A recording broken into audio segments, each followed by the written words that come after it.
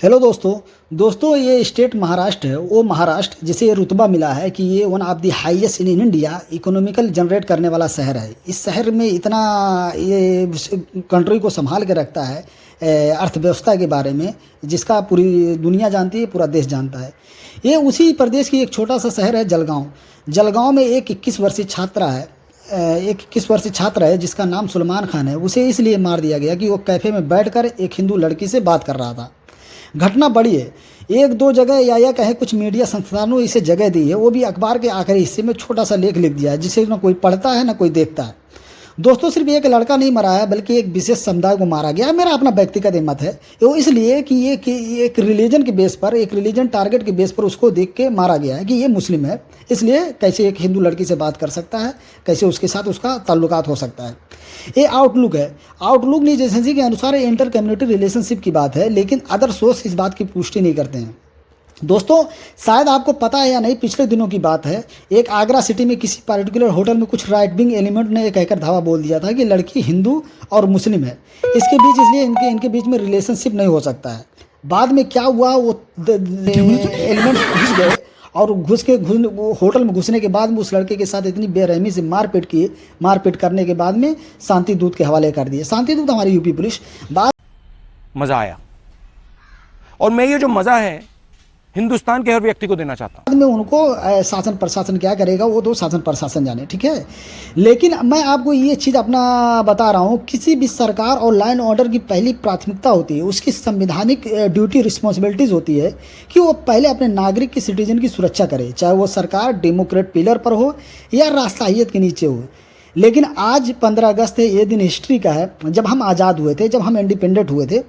हम लोगों के शहर में आज़ादी आ चुकी थी, पेड़ पौधे, इंसान, सब लोग झूम रहे थे, कुछ नहीं बदला। आज भी कुछ नहीं बदला, सिर्फ आज़ादी बदली है, ठीक है।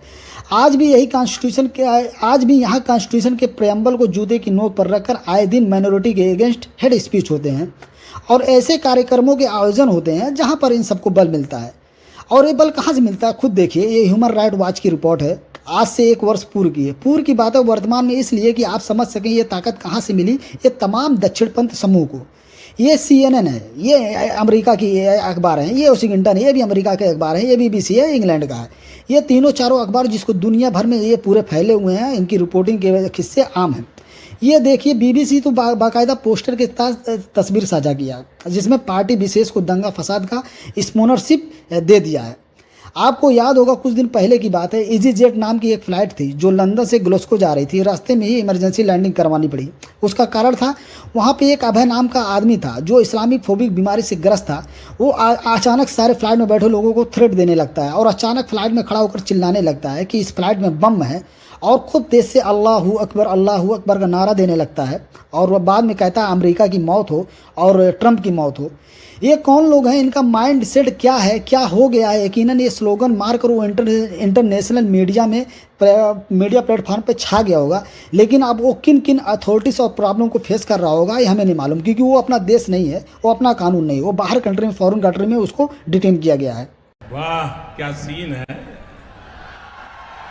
वाह क्या सीन है। दोस्तों, ये कर्नाटक की बात है।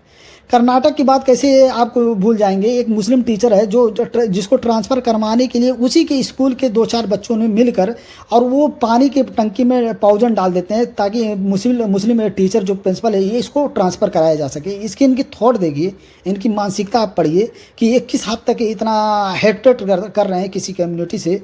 लेकिन बाद में उनको आप उनकी जन्म कुंडली आप निकालेंगे या खंगालेंगे तो आपको पता चलेगा उनकी अपनी अपनी पर्सनल सेनाएं हैं, उनके अपने अपने पर्सनल लोग हैं जो ऐसी घटनाओं को अंजाम दे रहे हैं। लेकिन ये सब किसी भी पार्टिकुलर संगठन के एक्टिव मेंबर हैं, और इन मेंबरों की आप कहानी आप देखेंगे तो ये इतने बड़े अपराधी हैं, इतने बड़े हर कानून को वायलेशन किए हैं, ब्रेक किए हैं। इनको रुको जरा, सब्र करो, बोला धक्का बुक्की नहीं करने का, आराम से लेने का। हाँ, इनको कानून मान लो अपने शिकंजे में ले नहीं सकता है। दोस्तों, ये सलमान केस में अभी तक 4 आरोपी गिरफ्तार हो गए हैं, लेकिन मेन आरोपी अभी तक गिरफ्तार नहीं हुआ। According to Jamner police station उस जलगांव का जहां पे ये घटनाएं घटी हुई है। जामनेर पुलिस बता रही है बेटावाड़ गांव का लड़का था, पुलिस भर्ती परीक्षा के लिए तैयारी कर रहा था। उसी का फार्म भरने के लिए ये यहाँ आया था। जामनेर की पुलिस के अनुसार मामला कोई पुरानी दुश्मनी का है, जिसका खामियाजा एक होनहार लड़के ने अपनी जान गंवाकर चुकाई है। लेकिन मेरा अपना मानना है, मेरा अपना व्यक्तिगत मामला है कि ये कोई रजो रंजिश की बात नहीं है, बस ये धर्म की बात है और नेशनलिज्म की बात है। और जो लोगों को ये धर्म और नेशनलिज्म के दिमाग में भूसा भर दिया गया है, ये ठीक उसी का रिजल्ट है।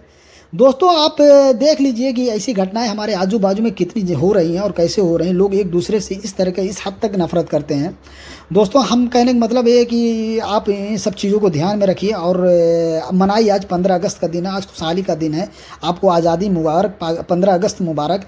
आपसे यही रिक्वेस्ट है कि आप देखते रहिए हमारे स्पाइसी जंक्शन और चैनल को। अगर आपने चैनल को सब्सक्राइब नहीं किया है तो चैनल को सब्सक्राइब कर लीजिए। आगे और भी इस तरह के पन्ने और पलटना बाकी हैं। तब तक लिए धन्यवाद।